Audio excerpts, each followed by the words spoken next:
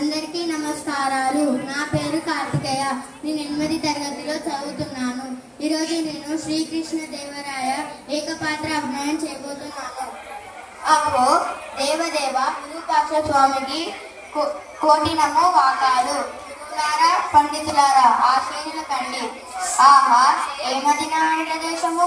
మణిమయ నవరత్నాలు పొదిగిన సిరి సంపదతో శోభితమై ఎటు చూసిన పచ్చని వంట పొలాలతో సుగంధ పరిమాణాలను పంచే పూల తోట లాంటి నా మాతృదేశం ఇలా మారినది. ఏమది నా తెలుగు! మన భాషకు మాత్రమే సొంతమైన పలుకుబడులతో, నుడికారాలతో, వినసంపైన పద్యాలతో, మనసుకి అద్దుకునే పదాలతో, ఆలోచింపచేసే జాతీయాలతో, సామెతలతో అలరాడే నా మాతృభాషకు ఏమైనది? నా తరువాత ఇంకొక శ్రీకృష్ణదేవరాయ రాలేకపోయారా? ఆదికవి నన్నయ్య నుండి ఆధునిక కవులు దాకా ఒక స్థాయికి తెచ్చిన ఆ తెలుగు జాడ ఏమైంది? ఎక్కడా కనబడితే ఏమైంది నా తెలుగు తల్లి ఎందం? ఎవరి నోట పలుకుతుంది పద్యం, ఎవరు చదువుతున్నారు గద్యం?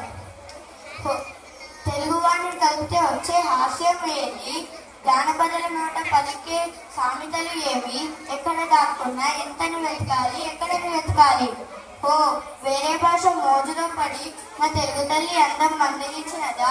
పద్యం పలకనంటుందా? గద్యం గదించిందా? ఓ వీటన్నిటికీ చెల్లుచీటి పాడినారా? అవసరం లేదనుకున్నారా? నీది కాదని దూరం చేసుకున్నారా? చెల్లుచీటి పాడడానికి, నీది కాదని దూరం చేసుకోవడానికి ఇది ఏమి పరాయసము కాదే. ఇది మన భాష, ఇది మన మాతృభాష. మనకి మన మాతృభాష వస్తే మనం ఏ భాష అయినా నేర్చుకోవచ్చు. కనుక మనం మన మాతృభాషను రక్షించుకుందాం.